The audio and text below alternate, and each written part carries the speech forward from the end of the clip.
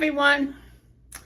Welcome back to Jane's Stories of Life. As you see, I have on my Cleveland Browns shirt today. I'm a proud person who grew up in Cleveland, Ohio, the best location in the nation. And I loved growing up in a city. I don't know how it would have been to grow up anywhere else, but growing up in a city, you're just surrounded with so many different things. You're surrounded with so many cultural things. There are museums and parks and the diversity of people. You have your neighborhoods, you have your unique stores in the neighborhood, you had your corner stores, if you had a few pennies, you could go buy some penny candy. You and your friends walked to school together. It was I just loved urban living. Transportation was always a public transportation. My mom never learned how to drive, so we never had a car, and so that meant we depended on public transportation. Before my dad died, when I was 6, I don't think we had a car. We also used public transportation pretty much exclusively then too. When I went to schools were neighborhood schools, and after my dad died, we moved to Iowa for 2 years, and then we came back to Cleveland when I was 9 years old, and from then on, that's where my mom lived. The schools were all neighborhood schools, so everybody walked to school. By the time it was time for junior high, then we had to use public transportation. We bought a bus pass for 50 cents a week, or maybe it was $1 a week. I had to take 3 different buses to get to my junior high.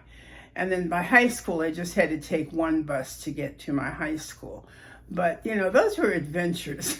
We had all kinds of adventures on the buses and the transportation and things like that.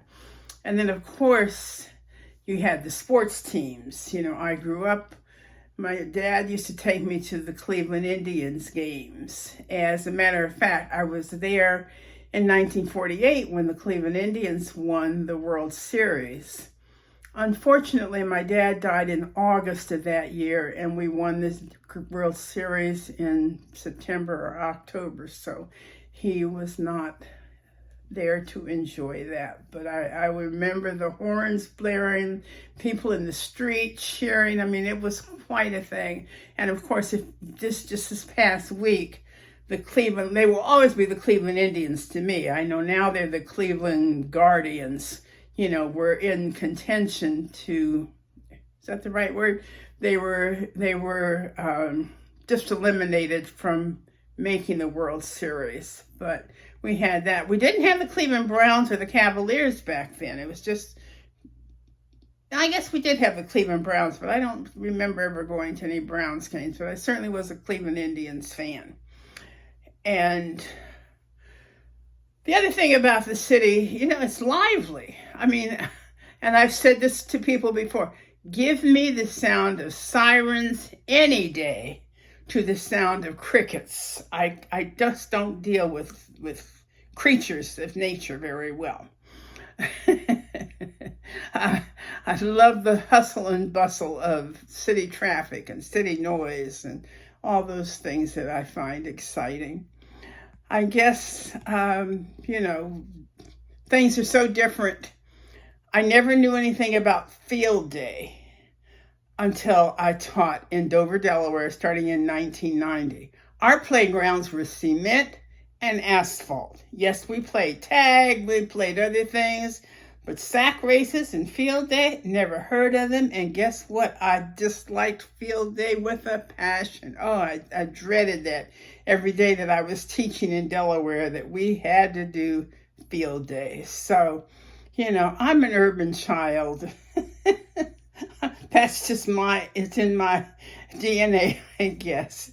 And I just loved living in Cleveland, growing up in Cleveland. My heart is still in Cleveland. Believe me. So cherish your memories and pass them on.